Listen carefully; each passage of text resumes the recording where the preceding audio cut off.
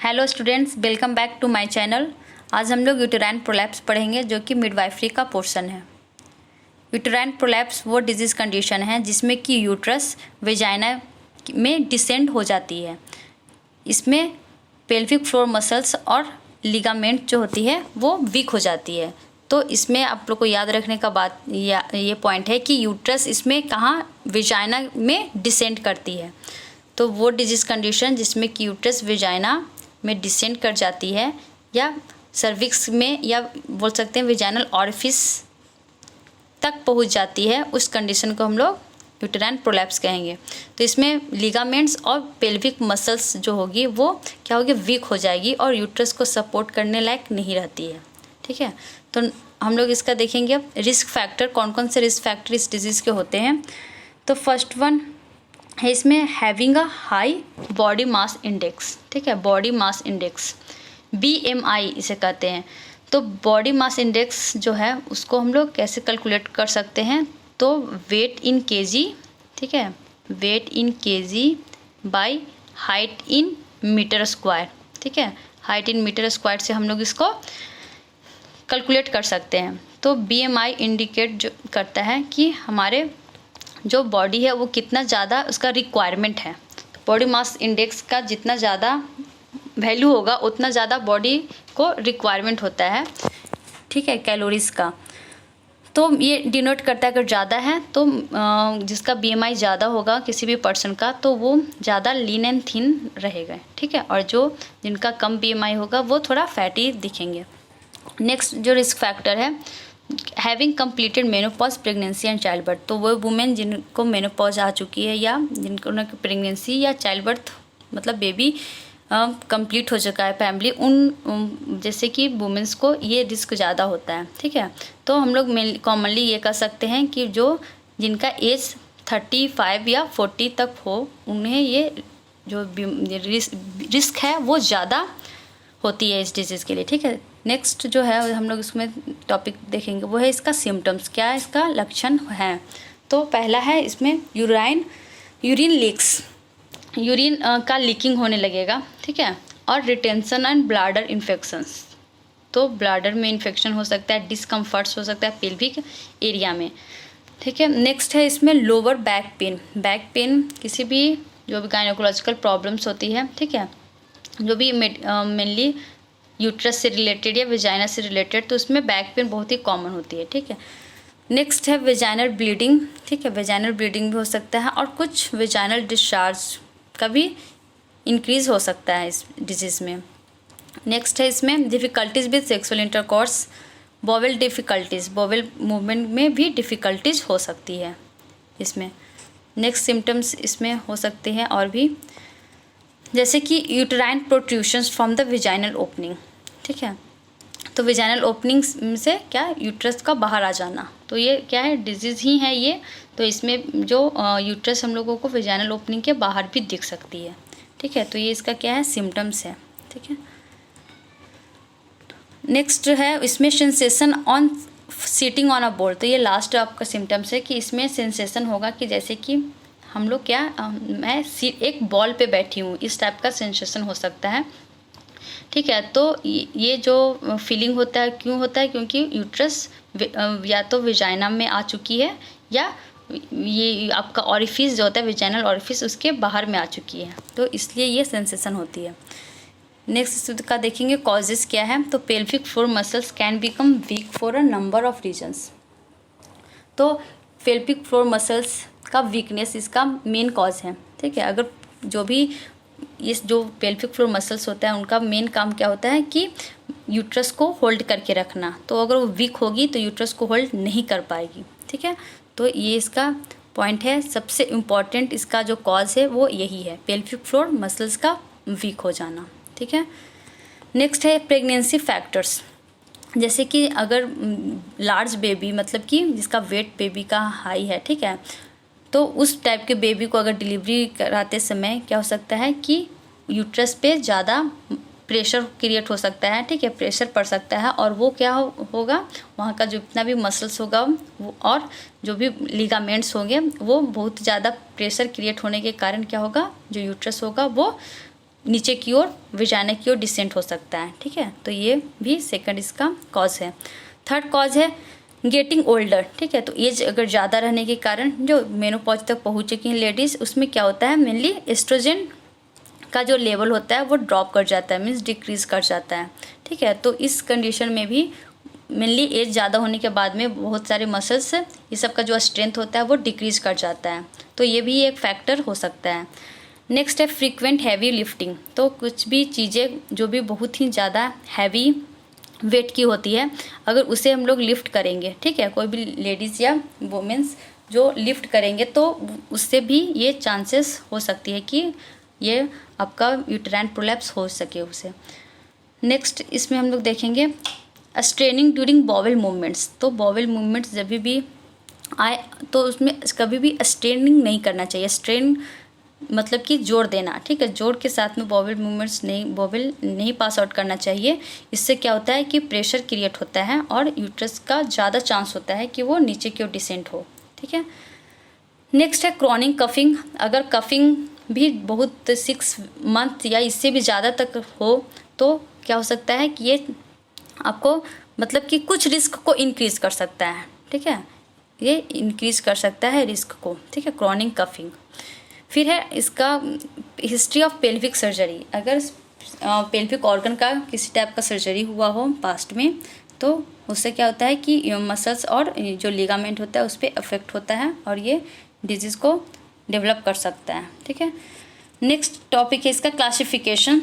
इसका क्या क्या क्लासिफिकेशन है, तो इसे मेनली कैटेगराइज्ड किया गया है incomplete uterine prolapse and complete uterine prolapse में। तो इनकम्प्लीट यूटेराइन प्रोलैप्स में क्या होता है, जो यूट्रस होता है वो पार्शियली मतलब कि कंप्लीट नहीं, उसका आधा, ठीक है, मतलब थोड़ा यूट्रस जो है वो कंप्लीट नहीं, बहुत थोड़ा ही वेजाइना में आ जाता है। ठीक है, वेजाइना में प्रोट्रूड करता है थोड़ा ही, लेकिन कंप्लीट यूट्रस में क्या होता है कि यूट्रस वेजाइनल ओपनिंग तक प्रोट्रूड कर जाता है, मतलब कि वेजाइनल ओपनिंग से भी हम लोग क्या यूट्रस को देख पाएंगे। ठीक है, और इनकम्प्लीट में क्या होगा कि यूट्रस का कुछ पार्ट ही होगा वो वेजाइना तक प्रोट्रूड करेगा। ठीक है, तो मेनली ये क्या है, इसमें इनकम्प्लीट और कंप्लीट है। ठीक है, तो ये जो कंडीशन है उसको फिर से ग्रेडिंग किया गया है आपका 4th ग्रेडिंग में। ठीक है, जो फर्स्ट ग्रेडिंग है इसमें क्या होता है, जो यूट्रस है आपका वो अपर वेजाइना में ही डिसेंड करेगी। ठीक है, descend to the upper vagina, तो यहाँ पे पॉइंट है कि अपर वेजाइना में ही डिसेंड करेगी। ठीक है, सेकंड ग्रेड में क्या होता है, ये डिसेंड करते हैं इंट्राइटस। इंट्राइटस मीनिंग होता है ओपनिंग। ठीक है, ओपनिंग को कहते हैं इंट्राइटस। तो ओपनिंग में ये आपका जो यूट्रस है वो डिसेंड करेगी, वेजाइनल ओपनिंग तक पहुँच जाएगी। ठीक है, थर्ड ग्रेड में है सर्विक्स जो है वो डिसेंड करेगी आउटसाइड ऑफ द इंट्राइटस, मतलब कि वेजाइनल ऑरिफिस के बाहर तक क्या सिर्फ सर्विक्स डिसेंड करेगी। थर्ड ग्रेड में सर्विक्स डिसेंड करती है आउटसाइड ऑफ द इंट्राइटस, मतलब कि वेजाइनल ओपनिंग के बाहर तक आ जाती है, वहाँ तक मतलब ओपनिंग तक ये सर्विक्स पहुँच जाती है। ठीक है, फोर्थ जो ग्रेडिंग है इसमें देखिएगा सर्विक्स एंड यूट्रस बोथ। ठीक है, इसमें सर्विक्स और यूट्रस दोनों हैं जो आउटसाइड ऑफ द इंट्राइटस मतलब ओपनिंग के बाहर में आ जाती हैं। ठीक है, तो ये आप लोगों को बाहर से ही ओपनिंग से भी ये यूट्रस दिखने लगेगी फोर्थ मतलब ग्रेड में इसका। ठीक है, तो मेजर अगर इसमें सीवियर केसेस हो तो उसमें सर्जरी रिक्वायर्ड होती है। ठीक है, लेकिन अर्ली जब इसका स्टेज हो तो उसमें एक्सरसाइज करके भी इसे ठीक किया जा सकता है। ठीक है, नेक्स्ट है इसमें डायग्नोसिस। इसे मेनली अल्ट्रासाउंड, ठीक है, एमआरआई के थ्रू इसके सिवियरिटी को हम लोग देख सकते हैं। ठीक है, अल्ट्रासाउंड एमआरआई के थ्रू ही पता चलेगा कि कितना ज़्यादा प्रोलैप्स हुआ है, किस डिग्री में प्रोलैप्स अभी तक यूट्रस किया है। ठीक है, ना हम लोग देखेंगे इसका ट्रीटमेंट क्या है। तो ट्रीटमेंट जो है थर्ड स्टेज तक, मतलब कि थर्ड स्टेज मतलब कि सर्विक्स इंट्राइटस तक पहुंच जाता है थर्ड स्टेज में, तो उस स्टेज तक क्या होता है ये स्पॉन्टेनियसली रिसॉल्व हो जाता है। ठीक है, स्पॉन्टेनियसली रिसॉल्व हो जाता है मतलब खुद से ठीक हो जाता है। लेकिन मोस्ट सीवियर केसेस में क्या हो जाता है मेडिकल ट्रीटमेंट रिक्वायर्ड होता है, जिसका ऑप्शंस पहला है आपका वेजाइनल पेसरी। ठीक है। वेजाइनल पेस्ट्री एक डिवाइस है वेजाइना का जो कि यूट्रस को पोजीशन में रखता है, ठीक है। तो इसको मैं एक फिगर के थ्रू आपको दिखा देती हूँ कि वेजाइनल पेस्ट्री कैसा होता है। देखिए ये ग्रीन जो कलर का है ये वेजाइनल पेस्ट्री का टाइप्स है जिसको कि डॉफनट पेस्ट्री कहा गया है। इसको यहाँ यूट्रस के पास में देखिए कि यहाँ पे इसको प्लेस किया गया है, ठीक है, प्लेस किया गया है ताकि ये जो यूट्रस है आपका, ये यूट्रस जो है वो अपने जगह पे रहे, ठीक है।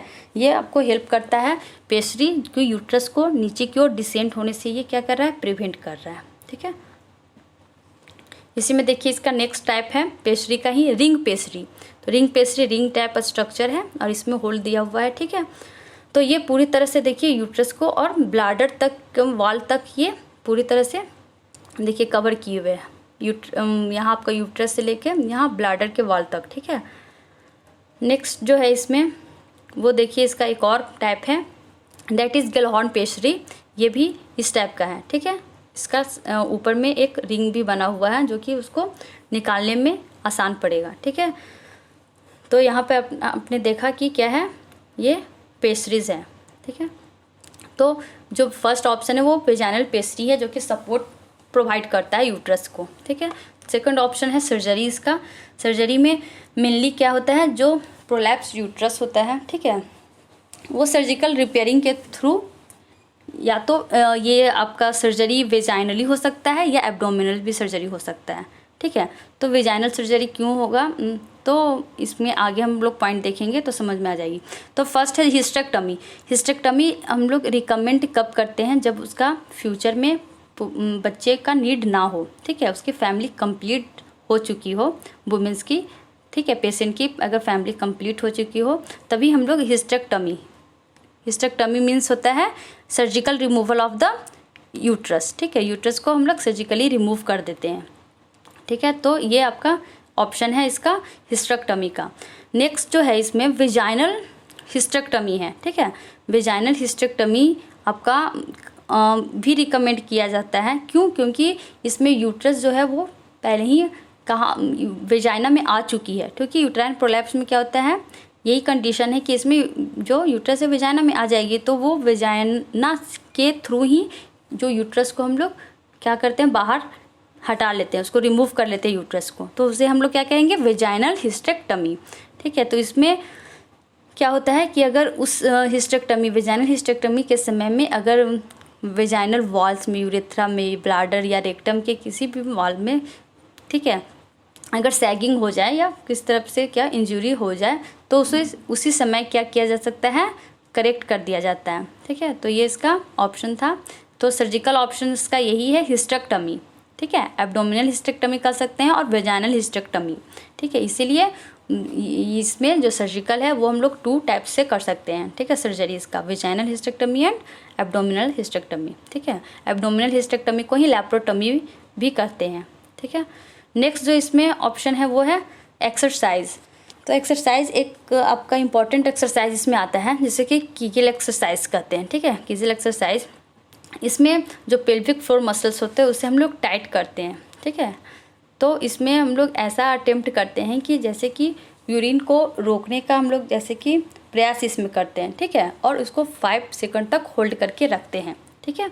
और इस 5 सेकंड के बाद में फिर एक 5 सेकंड का ब्रेक लेते हैं और इस चीज़ को रिपीट करते हैं 3 सेट्स, मतलब 3 बार इसे रिपीट करते हैं और इसे 10 टाइम्स अ डे, ठीक है, पर डे 10 टाइम्स इसे हम लोग रिपीट करेंगे, ठीक है। तो ये है केजल एक्सरसाइज, ठीक है, जिससे करने के बाद में भी ये जो यूट्रस है उसको हम लोग अपने प्लेस में रख सकते हैं और जो डिसेंडेंट करने का जिसका जो हो चुका है वो भी थोड़ा प्लेस में आ जाएगा, ठीक है, अपने पोजीशन में आ जाएगा।